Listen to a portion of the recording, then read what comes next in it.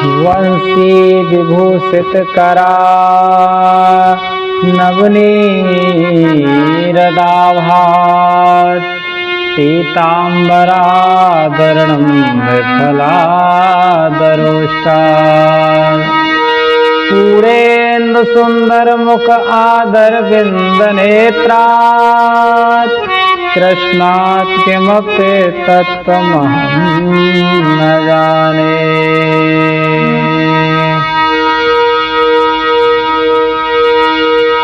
जब जब होए धर्म के हानि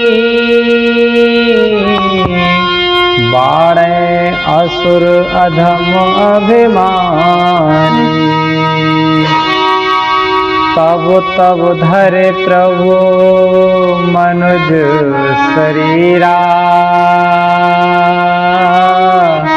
हरे कृपा निधि सज्जन तेरा हरे कृपा निधि सज्जन तेरा। प्रणाम बंधुओं, स्वागत है आप सभी का हमारे YouTube चैनल भक्ति ज्ञान माला में। प्यारे बंधुओं, आज की पावन वीडियो आधारित है धर्मराज युधिष्ठिर और यक्ष महाराज पर। साथियों, यक्ष महाराज और धर्मराज युधिष्ठिर के बीच जो संवाद हुआ था, आज मैं आपको ले चलता हूँ उस दुनिया में। प्यारे साथियों, यह महाभारत का बहुत ही पवित्र आख्यान आपके बीच प्रस्तुत किया जा रहा है। एक समय था जब पांडवों को अज्ञातवास हो गया था। उस समय जंगल में पांचों पांडव भ्रमण कर रहे थे और उनको प्यास लगी, तो सबसे पहले नकुल गए कहीं जल की तलाश में और देखा कि एक नज़दीक में सरोवर है।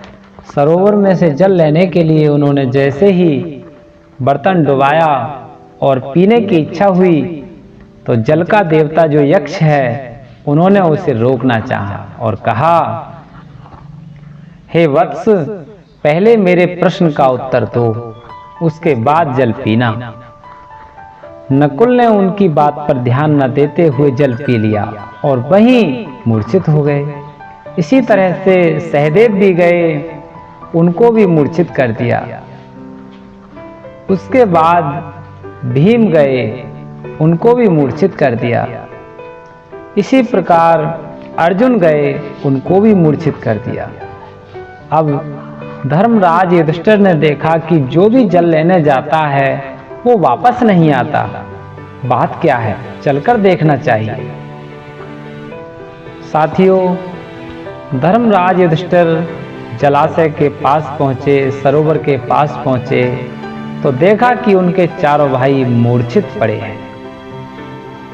सोचा कारण बाद में पूछेंगे, पहले थोड़ा जल पी लें, क्योंकि प्यास से व्याकुल थे।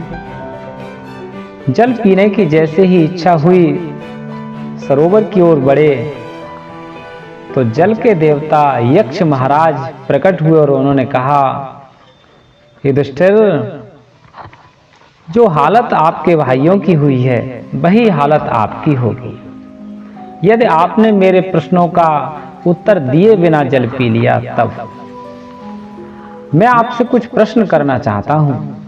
यदि आपने उन प्रश्नों का भली भांति उत्तर दे दिया तो मैं आपके भाइयों को जीवित कर दूंगा और आपको जल पीने की अनुमति दूंगा। फिर क्या था साथियों, धर्मराज युधिष्ठिर बड़े धैर्यवान भी थे। धर्म का अवतार माना जाता है उनके लिए। धर्मराज युधिष्ठिर ने कहा, यक्ष महाराज, आप प्रश्न कीजिए, मैं अपनी क्षमता के अनुसार उत्तर देने के लिए तैयार हूं। यक्ष ने प्रश्न करना प्रारंभ किया कि हे धर्मराज, सत्य क्या है?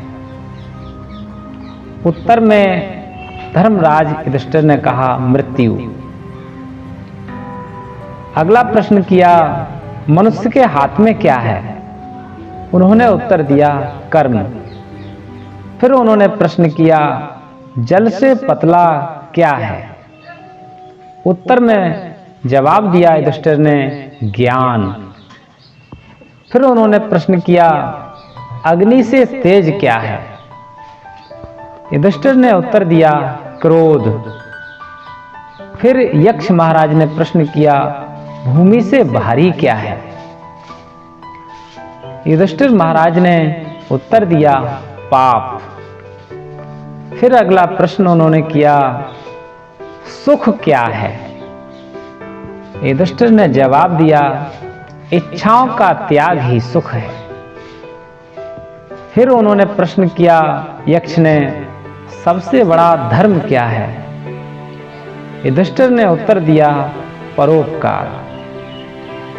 फिर उन्होंने प्रश्न किया, पृथ्वी से भारी क्या है? युधिष्ठिर ने जवाब दिया, माता। यक्ष ने प्रश्न किया, आकाश से ऊंचा कौन है?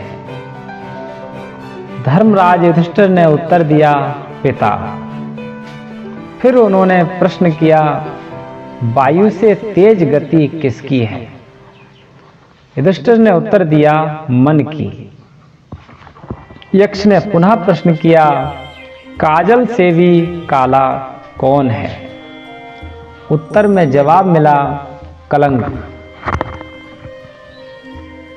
यक्ष ने पुनः प्रश्न किया, तिनकों से भी संख्या में कौन ज्यादा है? युधिष्ठिर ने उत्तर दिया, चिंता। यक्ष ने पुनः प्रश्न किया, जिसे शस्त्र काट नहीं सकता? युधिष्ठिर ने उत्तर दिया, आत्मा। यक्ष ने पुनः प्रश्न किया और कहा, जो कभी जन्म नहीं लेता? उत्तर में जवाब मिला, परमात्मा। अब अंत में सारे उत्तरों से सहमत हुए यक्ष महाराज, उन्होंने युधिष्ठिर से अंत में कहा कि हे धर्मराज युधिष्ठिर, मैं आपके सभी उत्तरों से बड़ा प्रसन्न हूँ, खुश हूँ। अब मैं आपसे जीवन में अंतिम प्रश्न करना चाहता हूँ, और मेरा ये अंतिम प्रश्न है कि जीवन का सबसे बड़ा आश्चर्य क्या है? युधिष्ठिर महाराज ने बड़ी सहजता और सरलता और से उत्तर दिया और कहा, हे यक्ष महाराज, हम अपने जीवन में हर रोज किसी न किसी को मरते हुए देखते हैं, फिर भी यहां आजीवन जिंदा रहने की इच्छा रखते हैं। इससे बड़ा आश्चर्य और क्या हो सकता है? युधिष्ठिर महाराज के सभी उत्तरों से प्रसन्न हुए यक्ष महाराज ने कहा कि हे धर्मराज, मैं आपके सभी उत्तरों से बहुत प्रसन्न हूं।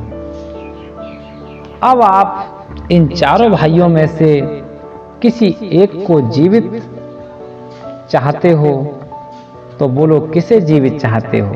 मैं एक भाई को जीवित कर सकता हूं। तो उन्होंने बड़ा सुंदर उत्तर दिया और कहा कि हे महाराज, यदि मेरे आप एक भाई को जीवित करना चाहते हो तो आप नकुल को जिंदा कर दीजिए। यक्ष महाराज ने युधिष्ठिर से कहा, ठीक है, पर आपने भीम और अर्जुन को जिंदा क्यों नहीं करवाना चाहा? तो पुनः युधिष्ठिर ने बड़ा सुंदर जवाब दिया कि हे यक्ष महाराज, ये भेदभाव की नीति मैं नहीं जानता। मैं जानता हूं कि मैं कुंती का पुत्र जीवित हूं और उधर एक बेटा माधुरी का भी जीवित हो जाएगा तो संसार मेरे लिए दोषी नहीं ठहराएगा।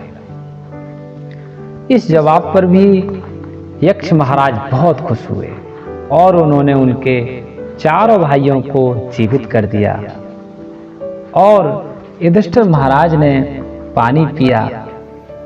आप जानते हैं आगे क्या हुआ।